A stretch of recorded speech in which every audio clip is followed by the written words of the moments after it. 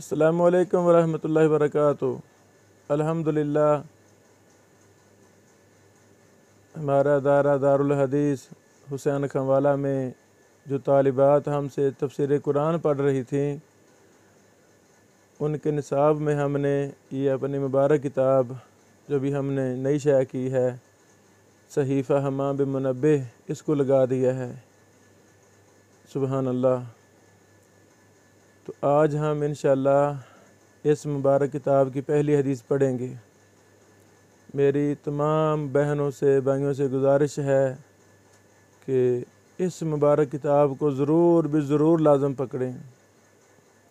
تقریباً 150 کے قریب احادیث ہیں، اور ہر حدیث کا اس کے فوائد، اس کا معنی، اس کی شرح بڑے ہی احسن انداز میں ہمارے محبوب فضیلت الشیخ سعید مجتبیٰ سعیدی حفظہ اللہ نے بیان کی ہے۔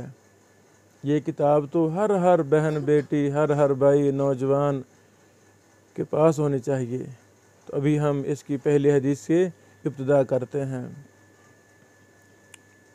بیٹیوں، پہلی حدیث: قال حدثنا یحییٰ بن آدم قال حدثنا ابن مبارک عن معمر عن حمام بن منبہ عن ابی ہریرہ عن النبی صلی اللہ علیہ وسلم فی قولہ عز وجل ادخلوا الباب سجدا قال دخلوا زحفا وقولوا حطة قال بدلوا فقالوا حنطة فی شعرۃ۔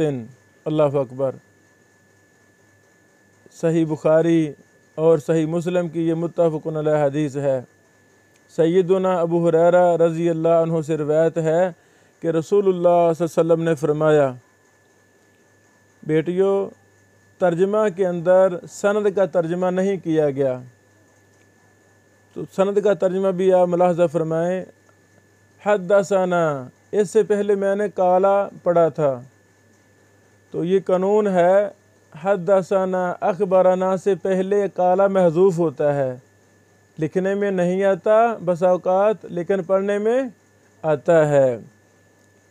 ہمیں حدیث بیان کی یحییٰ بن آدم نے، انہوں نے کہا حدثنا ابن مبارک، ہمیں حدیث بیان کی ابن مبارک نے، وہ معمر سے بیان کرتے ہیں، وہ حمام بن منبہ سے، وہ سیدنا ابو ہریرہ سے، وہ نبی صلی اللہ علیہ وسلم سے۔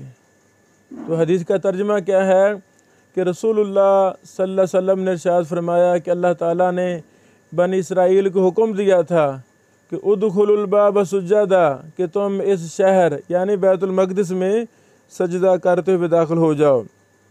تو انہوں نے اس حکم کی مخالفت کی، اور وہ سرینوں کے بل گھسیٹتے ہوئے گئے، اور ان سے کہا گیا تھا کہ شہر میں داخل ہوتے وقت حطۃ کہتے جاؤ۔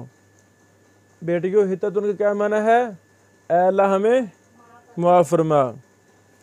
تو ان ظالموں نے، بدبختوں نے، ضدی اور ہٹ درم لوگوں نے حطۃ کہنے کی بجائے انہوں نے کہا حنطۃ فی شعرۃ، کہ ہمیں گیہوں دی جائے جو بالیوں میں ہو، یعنی ہمیں گندم کی ضرورت ہے، ہمیں گندم دی جائے۔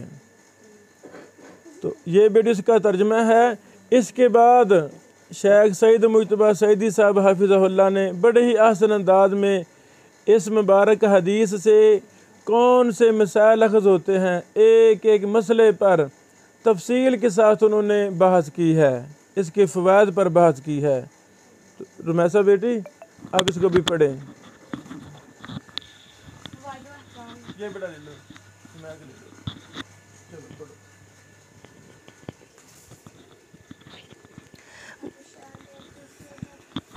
قرآن کریم میں اللہ تعالیٰ کا ارشاد ہے وَادْخُلُوا الْبَابَ سُجَّدًا، پھر یاد کرو اس وقت کو ہم نے بنی اسرائیل سے کہا تھا کہ اس بستی یعنی بیت المقدس میں داخل ہو جاؤ، اور اس میں جہاں کہیں سے جو چاہو بلا روک ٹوک کھاؤ پیو، اور شہر کے دروازے میں سجدہ ریز ہوتے ہوئے اور حطۃ کہتے ہوئے داخل ہو جاؤ، تو ہم تمہاری خطائیں معاف کر دیں گے اور نیکوکاروں کو مزید نعمتوں سے سرفراز کر دیں گے۔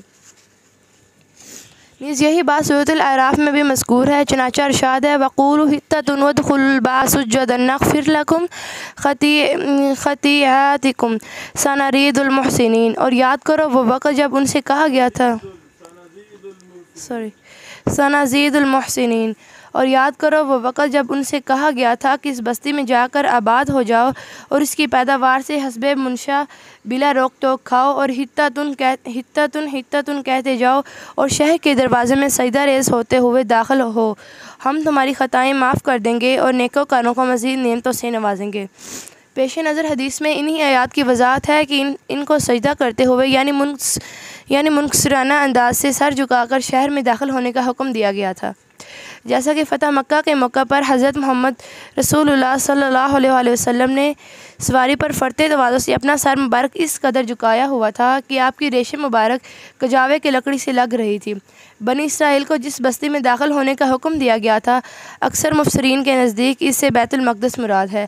اللہ تعالیٰ نے انہیں سجدہ ریز ہو کر شہر میں داخل ہونے کا حکم دیا تھا، انہوں نے اس سے سرتابی کی اور سرنے کے بال گھسیٹتے ہوئے گئے تھے۔ نیز انہیں حکم دیا گیا کہ حِطَّةٌ کہتے ہوئے جائیں کہ یا اللہ ہماری خطائیں معاف کر دے، مگر انہوں نے حِطَّةٌ کے بجائے حَبَّ فی شعرہ کہا کہ ہمیں تو گندم چاہیے جو بالیوں میں ہو۔ اس قوم کی سرتابی و سرکشی اور احکام الہی سے تمسخر و استہزاء کا اندازہ کیا جا سکتا ہے۔ اللہ کے دین میں مذاق کرنا چاہیے نہیں، جب کوئی قوم اخلاق و کردار کے لحاظ سے اس قدر زوال پذیر ہو کر بستی کی گہرائیوں میں چلی جائے تو وہ اللہ کے احکام کے ساتھ ایسا ہی رویہ اختیار کرتی ہے۔ نیز ملاحظہ ہوں فوائد و احکام حدیث نمبر 119۔ بیٹا اسی کے ساتھ ہماری پہلی حدیث مکمل ہوئی۔ آپ نے اس کو 5 بار پڑھنا ہے انشاءاللہ۔ انشاءاللہ۔ السلام علیکم ورحمۃ اللہ وبرکاتہ۔